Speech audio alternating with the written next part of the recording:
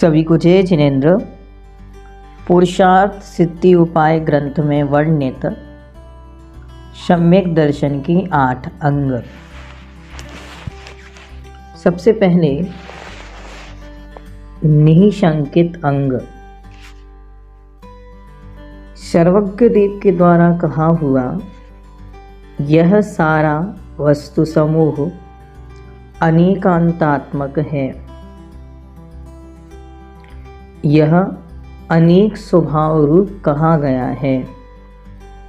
सो क्या सत्य है क्या असत्य है, ऐसी शंका कदाचित भी नहीं करनी चाहिए। जिन वच में शंका न धार, अर्थात जिनेन्द्र भगवान के वचन में शंका नहीं करनी चाहिए। दूसरा निकांक्षित अंग। इस जन्म में ऐश्वर्य संपदा आदि को परलोक में चक्रवर्ती नारायण आदि पदों को और एकांतवाद से दूषित अन्य धर्मों को भी नहीं चाहना चाहिए। वृष भवसुख वांछा भाने, अर्थात धर्म करते हुए किसी प्रकार की सांसारिक इहलोक और परलोक संबंधी आकांक्षा नहीं करनी चाहिए। यह है निकांक्षित अंग। आगे तीसरा निर्विचिकित्सा अंग। भूख, प्यास, शीत, उष्ण आदि अनेक प्रकार के भावों में और विष्टा, मल, मूत्र आदि पदार्थों में घृणा नहीं करनी चाहिए। यहाँ विचिकित्सा शब्द का अर्थ है घृणा और निर्विचिकित्सा शब्द का अर्थ है घृणा से रहित होना। तो हमें किन्हीं भी सांसारिक प्रवृत्तियों में, परिस्थितियों में घृणा को नहीं करना है। यही निर्विचिकित्सा अंग का मूल भाव है। चौथा अंग है अमूढ़ दृष्टि। लोक में शास्त्राभास में, धर्माभास में और देवताभास में तत्वों में रुचि रखने वाले सम्यक दृष्टि पुरुषों को सदा ही मूर्खता रहित दृष्टित्व अर्थात श्रद्धान करना चाहिए। यहाँ आभास शब्द से अर्थ है कल्पित, या जो उस समान नहीं दिखते, जैसे जो शास्त्र के जैसे दिखें लेकिन शास्त्र ना हो, जो धर्म के जैसे दिखें लेकिन धर्म ना हो, जो देव की तरह दिखें लेकिन देव ना हो, इन सब में अपनी श्रद्धा ना रखते हुए इनसे बचना, यही अमूढ़ दृष्टि अंग है। पांचवा अंग है उपगूहन। उपगूहन को दूसरा शब्द उपब्रहण भी आता है। उपब्रहण का अर्थ होता है बढ़ाना।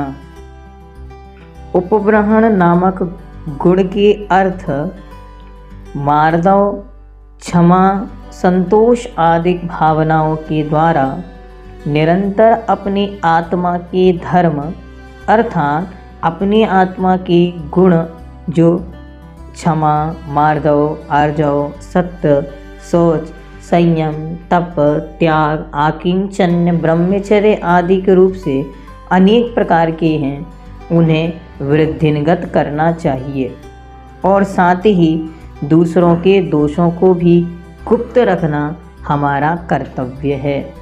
तो पंचम अंग का धारी उपगूहन गुण से युक्त जीव अपने गुणों को निरंतर बढ़ाता हुआ, दूसरों के दोषों को छिपाता हुआ, ढकता हुआ अपने जीवन का यापन करता है। छठवां अंग है स्थितीकरण। काम, क्रोध, मद, लोभ आदि विकार न्याय मार्ग से अर्थात धर्म मार्ग से विचलित करने के लिए प्रकट हुए हों, तब आगम अनुसार अपनी और दूसरों की स्थिरता भी करनी चाहिए। जो कामादिक कर वृषतें चिगतें निज पर को सुदृढ़ावे। यदि न्याय के मार्ग से किसी भी प्रकार के मोह लोभ क्रोध आदि के कारण कोई जीव भटकता है तो उसे पुनः धर्म मार्ग पर लगाना यह सम्यक दृष्टि का कर्तव्य है। इसी का नाम स्थितीकरण अंग है। 7वां अंग है वात्सल्य।